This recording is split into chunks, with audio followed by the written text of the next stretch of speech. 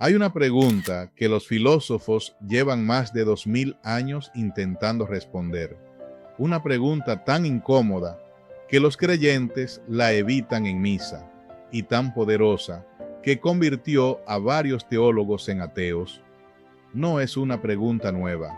La formuló un filósofo griego hace 2300 años y nadie, hasta hoy, ha podido cerrarla del todo.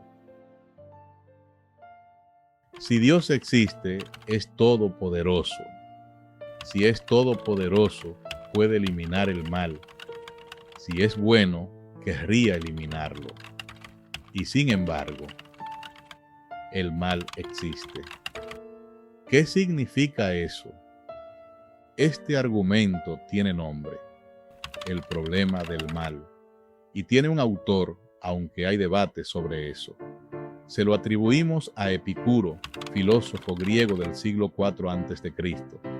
Él no lo planteó como un ataque a la religión, lo planteó como una pregunta filosófica legítima.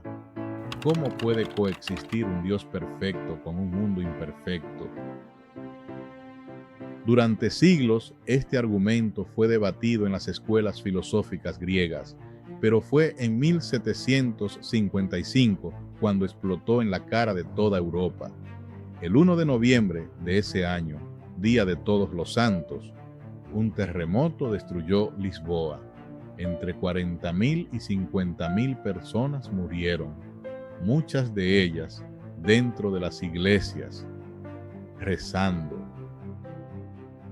Voltaire, uno de los filósofos más influyentes de la Ilustración, escribió un poema devastador sobre el desastre.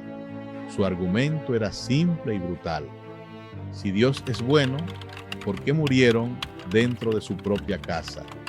La pregunta sacudió a Europa entera y los teólogos tuvieron que ponerse a trabajar.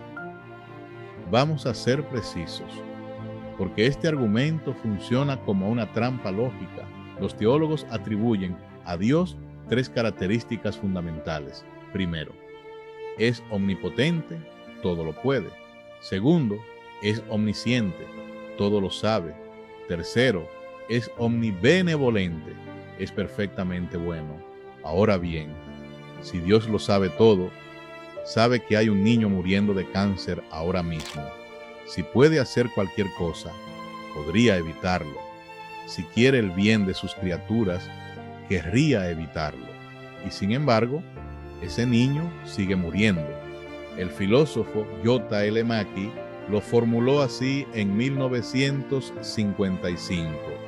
Estas tres premisas son lógicamente incompatibles con la existencia del mal. No pueden ser las tres ciertas al mismo tiempo. Y aquí viene la distinción que a muchos se les olvida mencionar, porque el mal no es solo uno. Hay dos tipos: el mal moral, el que causan los seres humanos, la guerra, el crimen, la crueldad, y el mal natural, el que no tiene nada que ver con nosotros, el terremoto, el cáncer, el tsunami, la bacteria que mata a un niño de 2 años que nunca le hizo daño a nadie. Esa segunda categoría es la más difícil de explicar y también la más honesta. Aquí es donde la conversación se pone interesante, porque los teólogos y filósofos creyentes no se quedaron callados, y su respuesta más sofisticada no viene de un sacerdote, viene de uno de los filósofos analíticos más rigurosos del siglo XX, Alvin Plantinga, Universidad de Notre Dame. Plantinga publicó en 1977 lo que hoy se conoce como la defensa del libre albedrío. Su argumento central es este: un mundo donde los seres humanos tienen libertad real es más valioso que un mundo de robots perfectamente programados para hacer el bien. La libertad genuina incluye la posibilidad de elegir el mal.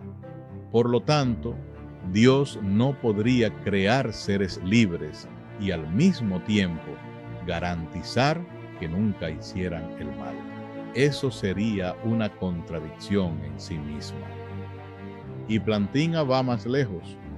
Dice que incluso Dios, siendo omnipotente, no puede hacer lo imposible, no puede crear un círculo cuadrado, no puede hacer que 2 más 2 sean 5, y no puede crear seres genuinamente libres que garantizadamente siempre elijan el bien. Porque eso no es libertad, es determinismo con buena cara. Este argumento es tan riguroso que incluso J.L. Mackie, su principal crítico, admitió que Plantinga había resuelto el problema lógico del mal. No el problema completo, solo la versión lógica, pero fue un reconocimiento enorme. Un ateo reconociendo que el argumento del creyente era filosóficamente válido. Pero espera, la defensa del libre albedrío explica el mal moral, el crimen, la guerra, la violencia humana. Pero ¿qué pasa con el mal natural? ¿Qué tiene que ver el libre albedrío de nadie con el tsunami del 2004? ¿Con el niño que nace con leucemia? ¿Con la plaga bubónica que mató a 1/3 de Europa? Nadie eligió nada. Nadie ejerció su libertad para causar eso. Y aquí apareció el filósofo John Hick con una segunda teodicea. La llamó la defensa de la formación del alma. Su argumento: el sufrimiento no es un error en el diseño de Dios, es parte del diseño. Un mundo sin dolor sería un mundo sin crecimiento moral, sin valentía, sin compasión, sin sacrificio. El sufrimiento, dice Hick, es la escuela donde el ser humano se forma espiritualmente. Es una respuesta poderosa y hay algo intuitivamente atractivo en ella. Conocemos a personas que pasaron por tragedias devastadoras y salieron transformadas, más profundas, más empáticas, más humanas. Pero entonces viene Dostoyevsky. En Los Hermanos Karamazov, el personaje de Iván le hace esta pregunta a su hermano: ¿vale la pena el crecimiento espiritual de la humanidad si el precio es el llanto de un solo niño inocente? No el sufrimiento de la humanidad entera, un solo niño. Y esa pregunta lleva más de 100 años sin una respuesta que deje a todos satisfechos. ¿Dónde estamos hoy? La mayoría de los filósofos de la religión, tanto creyentes como no creyentes, coinciden en algo. Plantinga resolvió el problema lógico del mal. Ya no es una contradicción estricta decir que Dios y el mal coexisten. Pero el problema evidencial sigue abierto. No es que sea imposible que Dios exista junto al mal, es que la cantidad de sufrimiento que vemos no haría que un Dios perfectamente bueno hubiera intervenido más. Los creyentes sofisticados ya no dicen el mal no existe, ni Dios lo permite por alguna razón que no entendemos. Dicen algo más matizado: nuestra perspectiva es limitada. Lo que parece sin sentido desde aquí podría tener un propósito más grande que no podemos ver. Los filósofos llaman a esto el argumento de la ignorancia escéptica, y es honesto admitir que tiene algo de fuerza. Los no creyentes responden: eso funciona en ambas direcciones. Si la evidencia del mal no prueba que Dios no existe, tampoco prueba que existe. Y en ausencia de evidencia positiva, la carga de la prueba sigue del lado de quien afirma.